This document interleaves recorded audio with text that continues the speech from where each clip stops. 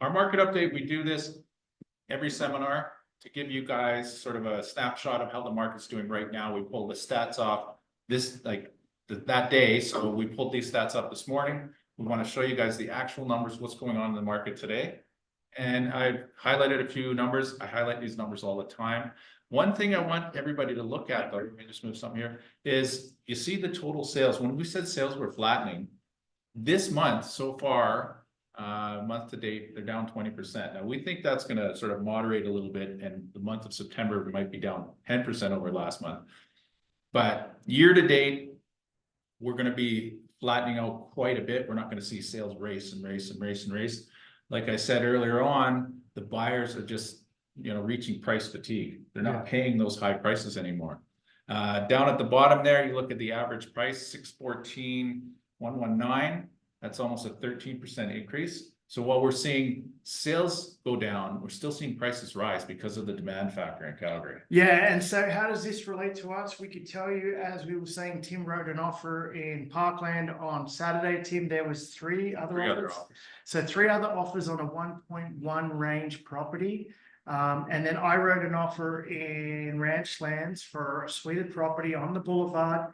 Nothing special, Tim. We just love the bones of this property. We were going to go in there, renovate. It was already a legal suited property, so we would just do some updating. It had a beautiful double car garage, and it came on, I think it came on for $599, and we went up to $625, and we weren't successful on our bid.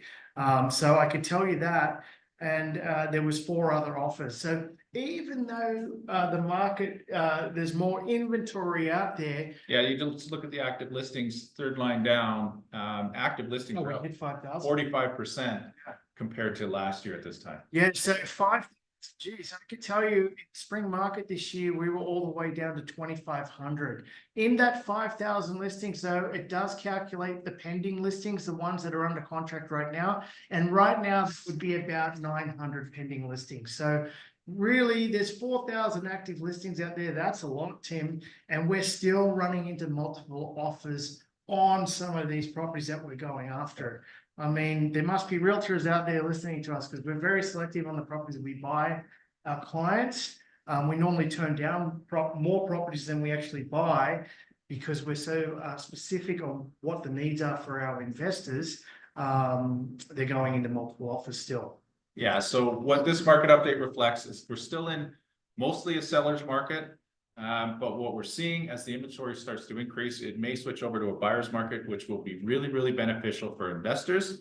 They'll have more choice. They'll be able to write offers that are not above the list price, and they'll be able to get properties that are more in the criteria zone where they want to get, which will cash flow quite a bit. So keep an eye on the prices and the inventory. We will keep you guys up to date every single seminar. If you have access to the stats yourselves, keep an eye on it, because when the market switches, that's the time for investors to jump right in. Yeah, and it can happen quick, as we see right now. In the last 2 months, we've seen all of this inventory come on. So keep an eye on it. We're here to keep you informed as well.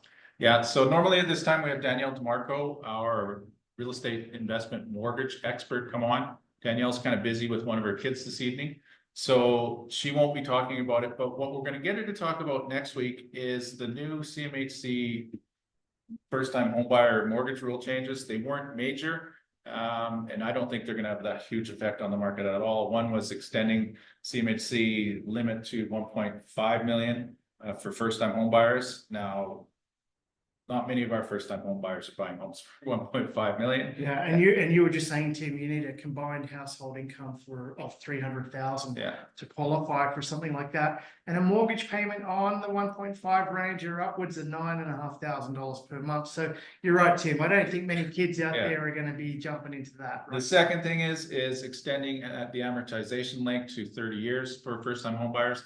That will help out. It'll lower the payment for some of these people.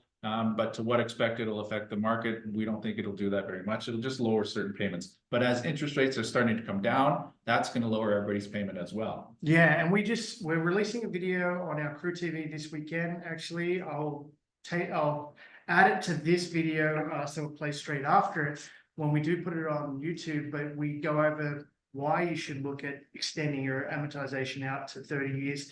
And some of our investors use it, especially if they're buying at a price point where it's a little higher than normal, Tim. You could take on a loan like that, which will lower your payment and help you cash flow so you can move forward and buy more real estate. So we go through that in the next video. Okay, so that's our market update.